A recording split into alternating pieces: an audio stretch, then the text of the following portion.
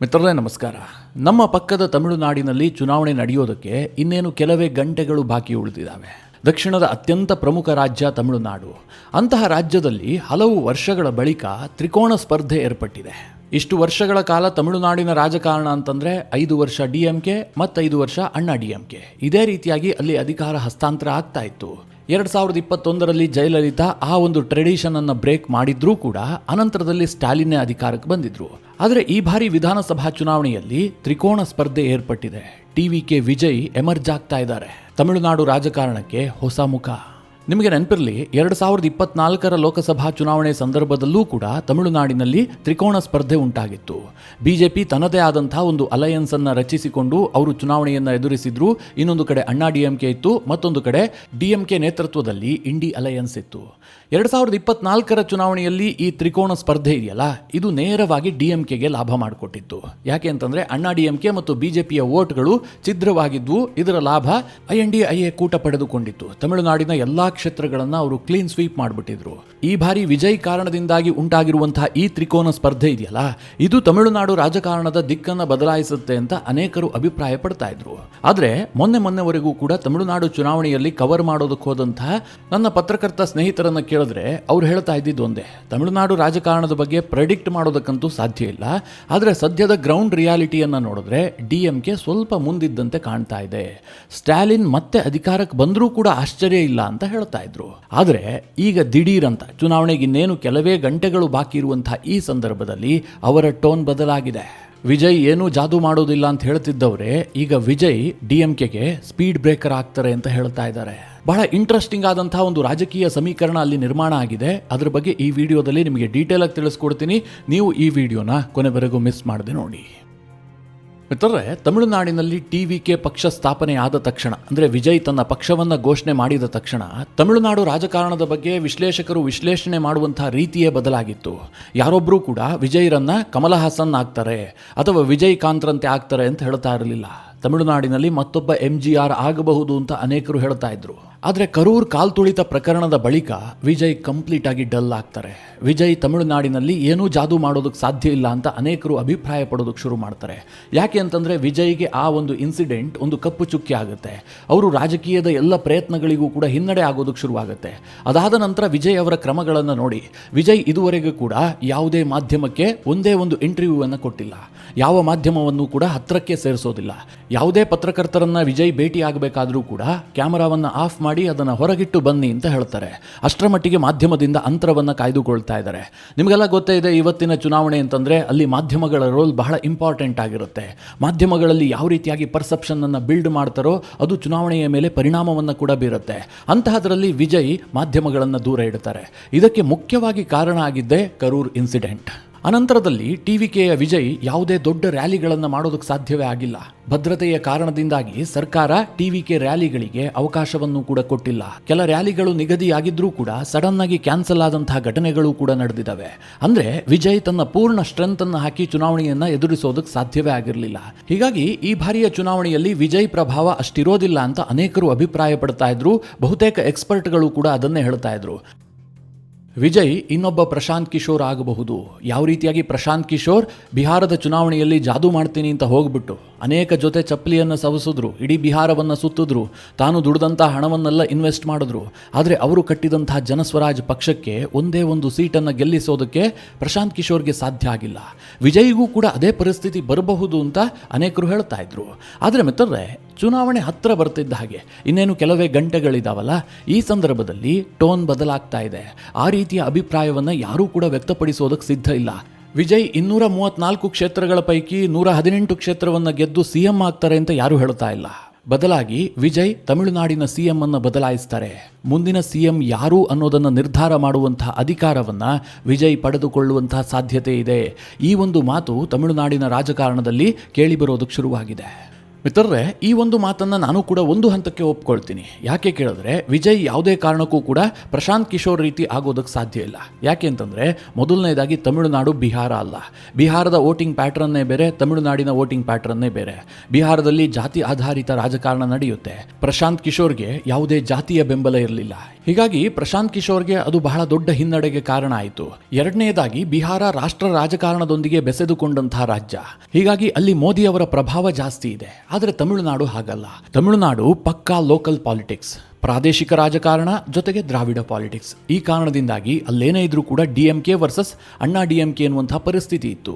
ಈಗ TVK emerge ಆಗ್ತಿರೋದು ಕೂಡ ಒಂದು ಲೋಕಲ್ ಪಾರ್ಟಿಯಾಗಿ, ಜೊತೆಗೆ TVKಯನ್ನು ಕಟ್ಟಿ ಬೆಳೆಸ್ತಾ ಇರುವುದು ಕೂಡ ಒಬ್ಬ ಸಿನಿಮಾ ನಟನಾಗಿರುವಂತಹ ವಿಜಯ್. ನಿಮಗೆಲ್ಲ ಗೊತ್ತು, ತಮಿಳುನಾಡಿನಲ್ಲಿ ರಾಜಕಾರಣದಲ್ಲಿ ಸಿನಿಮಾ ನಟರಿಗೆ ಸಿಕ್ಕಂತಹ ಪ್ರಾಶಸ್ತ್ಯ ಇನ್ಯಾರಿಗೂ ಕೂಡ ಸಿಗೋದಿಲ್ಲ. ಹೀಗಾಗಿ ವಿಜಯ್ ಸ್ವತಃ ಸೋತು ಹೋಗ್ಬಿಡ್ತಾರೆ, ಶೂನ್ಯ ಸಾಧನೆ ಮಾಡ್ತಾರೆ, ಆ ರೀತಿಯಾಗಿ ಯಾರೂ ಕೂಡ ಹೇಳೋದಕ್ಕೆ ಸಾಧ್ಯ ಇಲ್ಲ.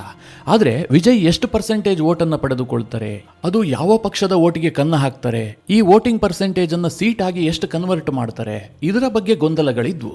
ಆದರೆ ಇತ್ತೀಚಿನ ಕೆಲ ಬೆಳವಣಿಗೆಯನ್ನು ಉಲ್ಲೇಖಿಸಿ ಕೆಲವರು ಅಭಿಪ್ರಾಯ ಪಡ್ತಾ ಇದ್ದಾರೆ. ಮುಖ್ಯವಾಗಿ ಚುನಾವಣಾ ಎಕ್ಸ್ಪರ್ಟ್ಗಳು TVK ವಿಜಯ್ ಏನಾದರೂ 10 ವೋಟನ್ನು ಪಡೆದ್ರೆ ಅದರಲ್ಲಿ ಕನಿಷ್ಠ ಪಕ್ಷ 7 ವೋಟುಗಳು DMK ಇಂದಲೇ ಹೋಗ್ತವೆ, 3 ವೋಟು ಅಣ್ಣಾ DMK ಮತ್ತು BJP ಅಲಯನ್ಸ್ ಏನಿದೆ ಅದರಿಂದ ಶಿಫ್ಟ್ ಆಗಬಹುದು. ಹೀಗಂತ ಚುನಾವಣಾ ಎಕ್ಸ್ಪರ್ಟ್ಗಳು ಅಭಿಪ್ರಾಯ ಪಡ್ತಾ ಇದ್ದಾರೆ. ಗ್ರೌಂಡ್ ರಿಯಾಲಿಟಿಯನ್ನು ನೋಡಿದಂಥವರು ಹೀಗೆ ಹೇಳ್ತಾ ಇದ್ದಾರೆ. ಇದಕ್ಕೆ ಕಾರಣ ಏನು ಕೇಳಿದ್ರೆ, TVK ಪಕ್ಷ ಸ್ಥಾಪನೆಯಾದ ದಿನದಿಂದಲೂ ಕೂಡ ವಿಜಯ್ DMKಯನ್ನೇ ಟಾರ್ಗೆಟ್ ಮಾಡ್ತಾ ಇದ್ದಾರೆ. DMK ಒಂದು ಭ್ರಷ್ಟ ಪಕ್ಷ, ಅದನ್ನು ಅಧಿಕಾರದಿಂದ ಕಿತ್ತೊಗಿಬೇಕು. ಇದು ವಿಜಯ್ ಅವರ ಏಕಮೇವ ಅಜೆಂಡಾ. ಎರಡನೇದಾಗಿ ಅವರ ರಾಜಕೀಯ ತಂತ್ರಗಾರಿಕೆಗಳು ಕೂಡ DMKಗೆ ಹಾನಿ ಮಾಡುವ ರೀತಿಯಲ್ಲಿದೆ. ಮುಖ್ಯವಾಗಿ ತಮಿಳುನಾಡು ರಾಜಕಾರಣದಲ್ಲಿ ಮೈನಾರಿಟಿ ವೋಟ್ಸ್ ಇದೆಯಲ್ಲ, ಇದು ಬಹಳ ನಿರ್ಣಾಯಕ. ಅಂದರೆ ಬಹಳ ದೊಡ್ಡ ಸಂಖ್ಯೆಯಲ್ಲಿದೆ ಅಂತಲ್ಲ, ಅಲ್ಲಿ ಮುಸ್ಲಿಮರ ಸಂಖ್ಯೆಯೂ ಕಡಿಮೆ ಇದೆ. ಆದರೆ ಕ್ರಿಶ್ಚಿಯನ್ನರ ಪಾಪ್ಯುಲೇಷನ್ ಇದೆಯಲ್ಲ, ಇದು ಗಣನೀಯ ಪ್ರಮಾಣದಲ್ಲಿದೆ. 2011ರ ಜನಗಣತಿಯ ಪ್ರಕಾರ ನೋಡೋದಾದ್ರೆ ತಮಿಳುನಾಡಿನಲ್ಲಿ 6% ಕ್ರಿಶ್ಚಿಯನ್ ಪಾಪ್ಯುಲೇಷನ್ ಇದೆ. ಆದರೆ ಮಿತ್ರರೇ, ಈಗ 2026. ಎರಡನೇದಾಗಿ ತಮಿಳುನಾಡಿನಲ್ಲಿ ಕೆಲವರು ಹಿಂದೂಗಳು ಅಂತ ಹೇಳ್ತಾರೆ, ಆದರೆ ಅವರು ಕ್ರಿಶ್ಚಿಯನ್ ಆಗಿ ಕನ್ವರ್ಟ್ ಆದಂಥವರು ಬಹಳ ಸಂಖ್ಯೆಯಲ್ಲಿದ್ದಾರೆ. ಅಂದರೆ ಕನ್ವರ್ಟೆಡ್ ಕ್ರಿಶ್ಚಿಯನ್ಗಳ ಸಂಖ್ಯೆ ಬಹಳ ದೊಡ್ಡ ಸಂಖ್ಯೆಯಲ್ಲಿದೆ.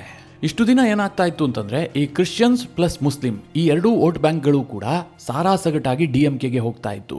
ಈ ಹಿಂದೆ ಜಯಲಲಿತಾ ಬದುಕಿದ್ದ ಸಂದರ್ಭದಲ್ಲಿ ಅಣ್ಣಾ DMKಯು ಕೂಡ ಸ್ವಲ್ಪ ಪ್ರಮಾಣದಲ್ಲಿ ಮೈನಾರಿಟಿ ವೋಟ್ಸ್ ಅನ್ನು ಪಡೆದುಕೊಳ್ತಾ ಇತ್ತು. ಆದರೆ ದೊಡ್ಡ ಪ್ರಮಾಣದಲ್ಲಿ ಮೈನಾರಿಟಿ ವೋಟ್ಸ್ ಹೋಗ್ತಾ ಇದ್ದಿದ್ದು DMKಗೆ. ಆದರೆ ಇತ್ತೀಚಿನ ವರ್ಷಗಳಲ್ಲಿ ಸ್ಟಾಲಿನ್ ಮೈನಾರಿಟಿ ವೋಟ್ಸ್ ಅನ್ನು ಹಿಡಿದಿಟ್ಟುಕೊಂಡಿದ್ರು. ಆದರೆ ಈ ಬಾರಿ 100% ಹೇಳ್ತೀನಿ, ಮೈನಾರಿಟಿ ವೋಟ್ಸ್ ಇದೆಯಲ್ಲ, ಇದು ಒಡೆದು ಹೋಗುತ್ತೆ. ಇದು DMKಗೆ ಸಾರಾಸಗಟಾಗಿ ಬರೋದಕ್ಕೆ ಸಾಧ್ಯವೇ ಇಲ್ಲ. ಆಲ್ಮೋಸ್ಟ್ 60 to 70% ಮೈನಾರಿಟಿ ವೋಟ್ಸ್ ಅನ್ನ ವಿಜಯ್ ಪಡೆದುಕೊಳ್ತಾರೆ.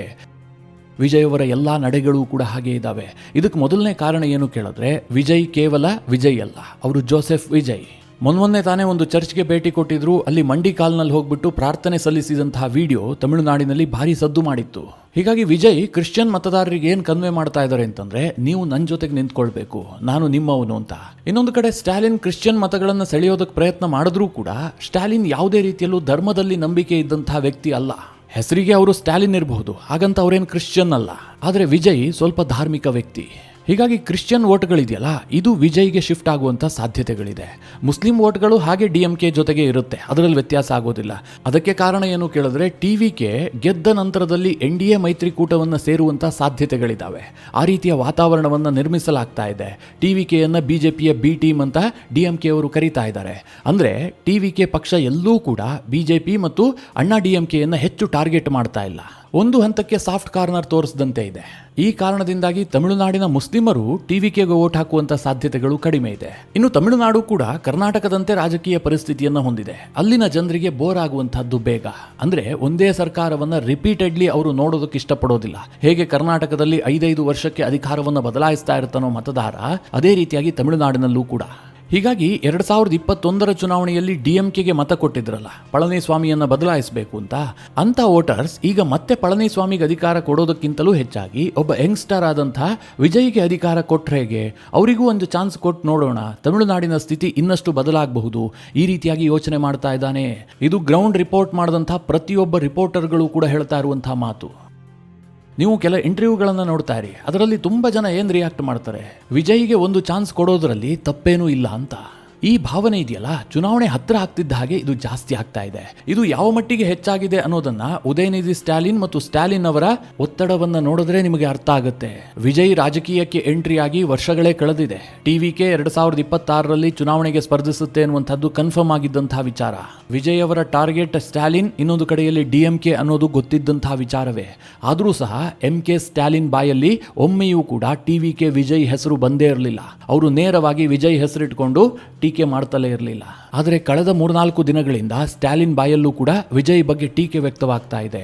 ವಿಜಯ್ ಕೇವಲ ಡಿಎಂಕೆಯನ್ನ ಟಾರ್ಗೆಟ್ ಮಾಡ್ತಾ ಇದ್ದಾರೆ, ಇದರ ಉದ್ದೇಶ ಸ್ಪಷ್ಟವಾಗಿದೆ, ಡಿಎಂಕೆಯನ್ನ ಸೋಲಿಸಿ ಎನ್ಡಿಎಯನ್ನ ಅಧಿಕಾರಕ್ಕೆ ತರುವಂತಹದ್ದು ಇವರ ಉದ್ದೇಶ, ಹೀಗಂತ ಹೆಸರು ಹೇಳಿ ವಿಜಯ್ರನ್ನ ಟಾರ್ಗೆಟ್ ಮಾಡೋದಕ್ಕೆ ಎಂಕೆ ಸ್ಟಾಲಿನ್ ಮುಂದಾಗಿದ್ದಾರೆ. ಇದು ಏನನ್ನ ಸೂಚಿಸ್ತಾ ಇದೆ ಅಂತಂದ್ರೆ, ಇಷ್ಟು ದಿನ ಡಿಎಂಕೆ ಏನ್ ಪ್ರಾಜೆಕ್ಟ್ ಮಾಡೋದಕ್ಕೆ ಹೊರಟಿತ್ತು, ತಮಿಳುನಾಡಿನಲ್ಲಿ ಏನೇ ಫೈಟ್ ಇದ್ರೂ ಕೂಡ ಅದು ಡಿಎಂಕೆ ವರ್ಸಸ್ ಅಣ್ಣಾ ಡಿಎಂಕೆ, ಇಲ್ಲಿ ಟಿವಿಕೆ ಎಲ್ಲ ಏನ್ ಮುಖ್ಯ ಪಾತ್ರಧಾರಿಗಳಲ್ಲ ಅಂತ ಅವರು ವಾದ ಮಾಡ್ತಾ ಇದ್ರು. ಆದ್ರೆ ಈಗ ಟೋನ್ ಬದಲಾಗಿದೆ. ಇನ್ನು ತಮಿಳುನಾಡಿನ ಡಿಸಿಎಂ ಹಾಗೂ ಸ್ಟಾಲಿನ್ ಪುತ್ರನಾಗಿರುವಂತಹ ಉದಯನಿಧಿ ಸ್ಟಾಲಿನ್ ಕೂಡ ನೇರವಾಗಿ ವಿಜಯ್ ವಿರುದ್ಧ ವಾಗ್ದಾಳಿ ಮಾಡಿದ್ದಾರೆ.